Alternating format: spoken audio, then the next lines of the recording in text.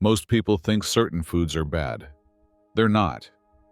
Context matters more than the food itself. Here's why the same carb hits differently, depending on what you eat it with. People blame specific foods, the potato, the pasta, the rice. But the food didn't change, the context did. 100 grams of rice eaten alone sends glucose into your bloodstream fast. That same rice eaten with protein, fiber, and fat, completely different response. Not because the rice changed, because what surrounded it did. This isn't about good foods or bad foods. It's about how your body processes combinations. Here's what's actually happening. When you eat carbohydrates alone, your stomach releases them relatively quickly. They move into your small intestine. Glucose gets absorbed. Your bloodstream sees a sharp rise. But when you eat protein or fiber or fat with those carbs, something changes. Your stomach doesn't empty as fast. It takes longer to release food into the intestine. Glucose enters your bloodstream more gradually. This is called gastric emptying. How fast your stomach releases food, and the combination of nutrients you eat determines the speed. Protein slows it down. Fiber creates a physical barrier. Fat signals your digestive system to take its time. The result? A slower, steadier rise in glucose instead of a spike. Recent research showed that eating fiber or protein before rice significantly lowered the glucose spike.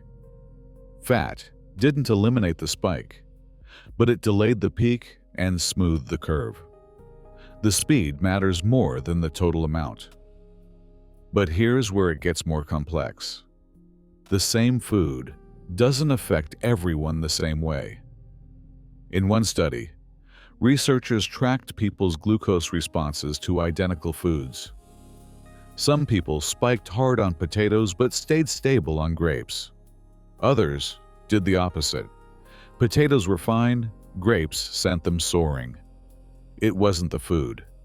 It was their metabolic health, how insulin-sensitive their cells were, how efficiently their bodies managed glucose. Your response is unique, and it changes based on what else is on your plate.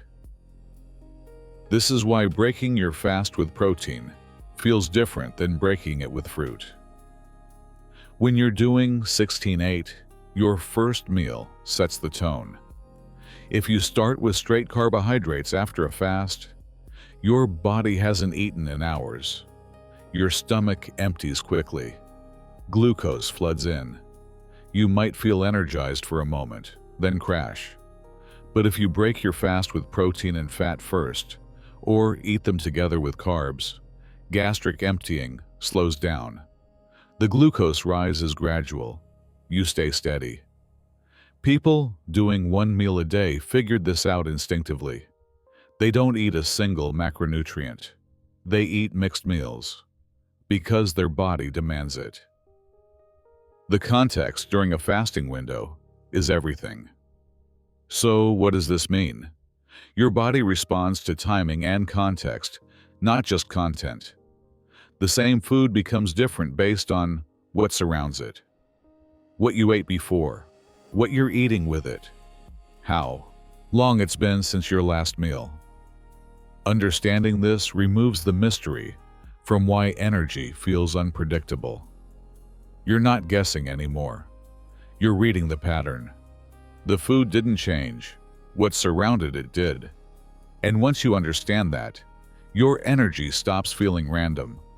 But every time you spike, something else is happening. Not just in that moment, over time. These spikes are training your metabolism. That's what we're breaking down next.